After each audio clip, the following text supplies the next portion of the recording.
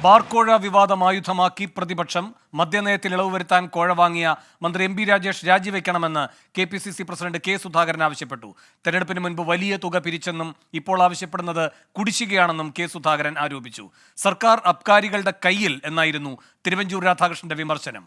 സലീം മാലിക് തിരുവനന്തപുരത്ത് നിന്ന് കൂടുതൽ വിവരങ്ങളുമായി ചേരുന്നു. സലീം, എന്താണ് കോൺഗ്രസ് നേതാക്കളുടെ പ്രതികരണം?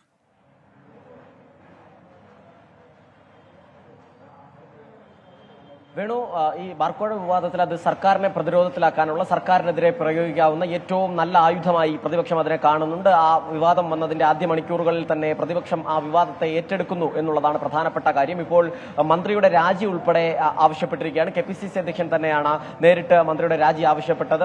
എക്സൈസ് മന്ത്രി എം പി രാജേഷ് 25 കോടി രൂപ ബാർക്കോഴ ആവശ്യപ്പെട്ടതാണ്. അതുകൊണ്ട് തന്നെ എം പി രാജേഷ് എത്രയും വേഗം രാജിവെക്കണം എന്നുള്ളതാണ് KPCC അധ്യക്ഷൻ പറയുന്നത്. മാത്രമല്ല, ഈ ബാർ ഉടമകൾക്ക് കൊടും കൊള്ളലാഭവും ഉണ്ടാക്കി കൊടുക്കാനുള്ള ഒരു നീക്കമാണ് ഇപ്പോൾ സർക്കാരിന്റെ ഭാഗത്തു നിന്ന് നടക്കുന്നത്.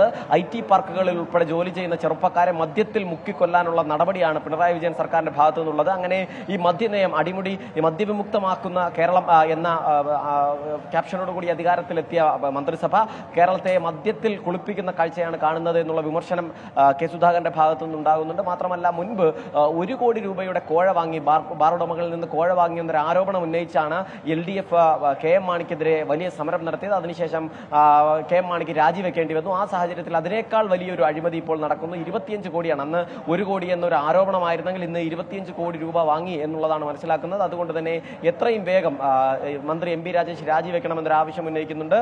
മാത്രമല്ല, ഇത് ഒരു നേരത്തെ തന്നെ പിരിച്ചു തുടങ്ങിയ ഒരു പണത്തിന്റെ കുടിശ്ശികയാണ് ഇപ്പോൾ ചോദിക്കുന്നത് എന്നുള്ളൊരു ആരോപണം ഉന്നയിക്കുന്നു. തെരഞ്ഞെടുപ്പിന് മുൻപ് ബാർ ഉടമകളിൽ നിന്ന് പണം വാങ്ങിയിരുന്നു, അതിന്റെ കുടിശ്ശികയാണ് ഇപ്പോൾ ചോദിക്കുന്നത്. മാത്രമല്ല, സംസ്ഥാനത്ത് 900 ബാറുകളിൽ നിന്ന് 2.5 ലക്ഷം രൂപ വെച്ചാണ് ഇപ്പോൾ പിരിക്കുന്നത് എന്നുകൂടി KPCC അധ്യക്ഷൻ പറയുന്നു. അങ്ങനെ KPCC അധ്യക്ഷൻ മാത്രമല്ല, വിവിധ കോൺഗ്രസ് നേതാക്കളും അതുമായി ബന്ധപ്പെട്ടുള്ള പ്രതികരണങ്ങൾ നടത്തുന്നുണ്ട്. പ്രതിപക്ഷ നേതാവ് ഈ വിഷയം ചൂണ്ടിക്കാട്ടി അല്പസമയത്തിനകം മാധ്യമങ്ങളെ കാണും. വലിയ സമരങ്ങൾക്കും കോൺഗ്രസ് ആലോചിക്കുന്നുണ്ട്.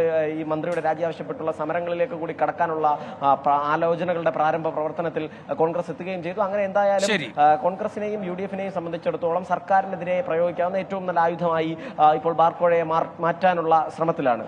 വേണു.